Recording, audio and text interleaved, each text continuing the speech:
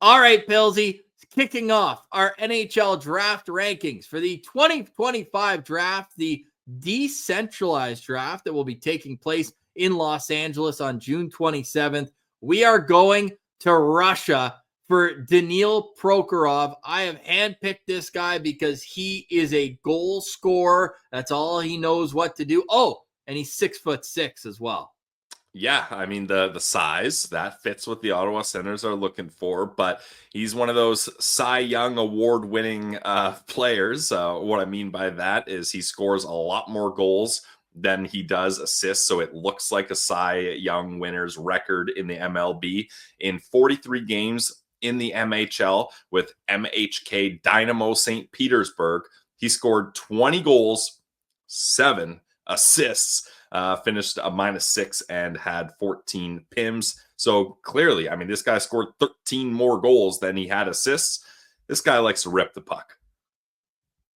And this isn't just a new trend for Daniil Prohkorov. Everywhere he's been, he has put an emphasis on putting the puck in the back of the net. He finished 6th on his team in points this past season, 2nd in goals, despite playing 10 to 12 less games than everybody else at the top of this list. 6'6", 210 pounds. He played this entire season as a 17-year-old. He turned 18 in April. He's one of those classic Russian right wing, left shot. Loves to get those one-timers off.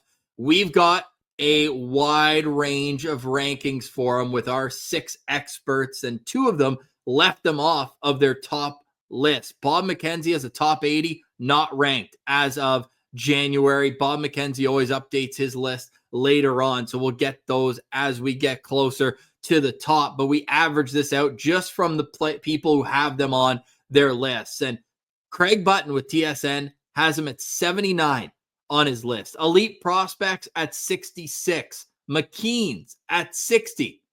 And Corey Pronman thinks that Daniil Prohkorov is a first-round talent. Pronman sticking his neck out on this one, having Prohkorov at 23rd overall, calling him the best Russian in the draft. In the MHL playoffs, Prohkorov had 4 goals in 8 games, no assists, and was -7. And we don't get any international stats for Prohkorov due to the political situation going on in Russia. He is the definition of boom or bust, Pillsy. This guy could come in and score 40 goals in the NHL in 10 years, and I wouldn't be surprised. And he could also never play an NHL game, and I'd say, oh, yeah, makes sense.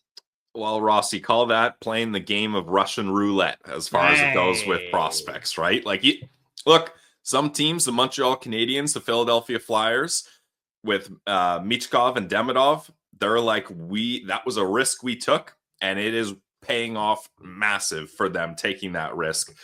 But it doesn't always work out, and that's why some teams strictly avoid Russia.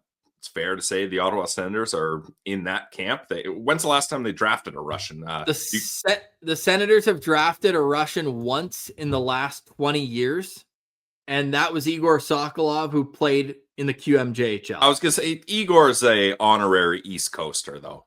Definitely. Actually, yeah, no, because Vladimir Nikitin is Kazakhstani, so that doesn't count either. Right.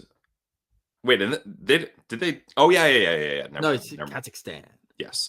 Very nice. But what I was going to get into, too, is it begins, Ross, where since we've been doing this for 6 years, we kind of have a acute awareness of how these prospect analysts like to rank their players. And one trend we have seen is Corey Pronman sticking his neck out on prospects that other people are very low on. And he doesn't just kind of uptick them a little bit. He really has them up there. And it starts with Prohkorov here. And it's going to be interesting to see.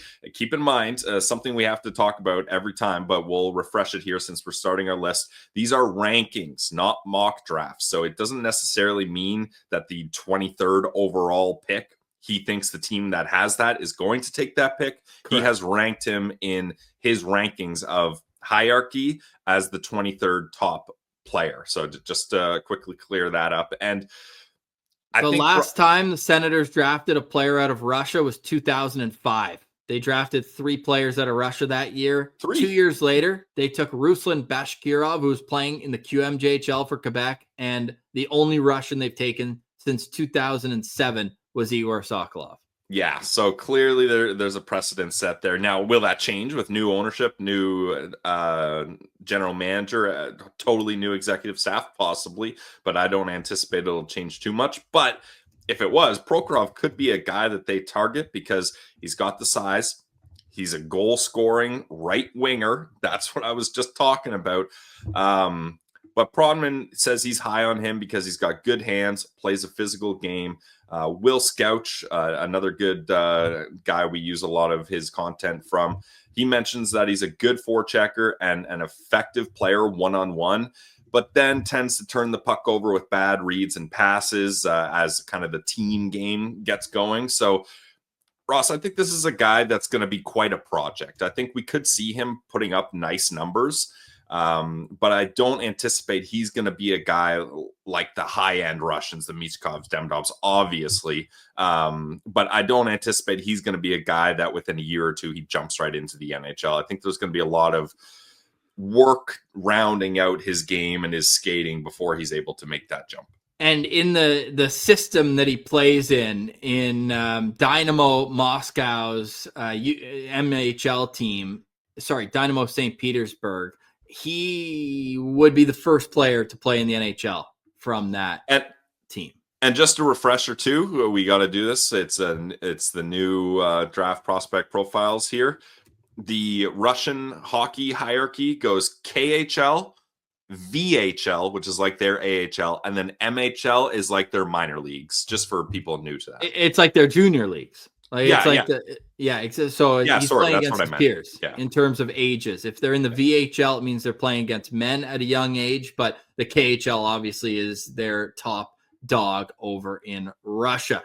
That means it's going to be a long way to go to the NHL for Daniil Prohkorov. If the team that drafts him wants to get this guy over ASAP, I think that would be a very good idea. I think to get him, even if he's playing the ECHL, even if he's playing in Major Junior, if he he gets moved over there. We saw that last year with Ottawa with Gabriel Eliasson. He didn't think he was going to get good opportunity in Sweden, so they said, "Hey, let's work with the agent, get him over playing in North America." That would be my number one goal for the team that drafts him, would be to get him to North America as soon as possible under the development staff of a National Hockey League team, because the physical tools and this, like, we're watching MHL shift clips this morning, and he is noticeable every time he's on the ice. He parks himself in front of the net. He's got great hands, great touch around the net as well. I saw a couple like tap-ins where it's like a quick rebound and he just settles it down, puts it in.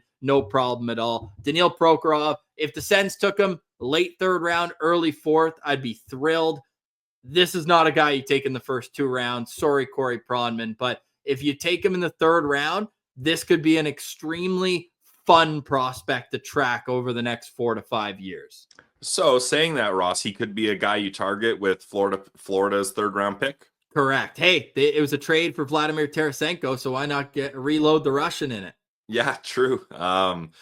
And that would be well, it's not necessarily a trade tree, but the Ottawa Senators, a little trivia for you, you know this, Ross, but they traded away the pick that became Vladimir Tarasenko. So if they flipped trading him and getting a pick into another Russian, the irony there of keeping that going would be kind of funny. But yeah, I think with Prokhorov, he's a guy, I think he's going to get a lot of garbage goals in the slot just because he has that size to beat out defensemen that are trying to box him out in those hard to get areas. And I think for the Ottawa Senators, he's probably not a guy I would really target. Although, like our good friend Leems Martian said, it would be fun to have a mythical creature Russian prospect that nobody knows about. And then you can just make up these dreams that he's going to come here and just light it up. So that would be fun to have a guy like that in the system.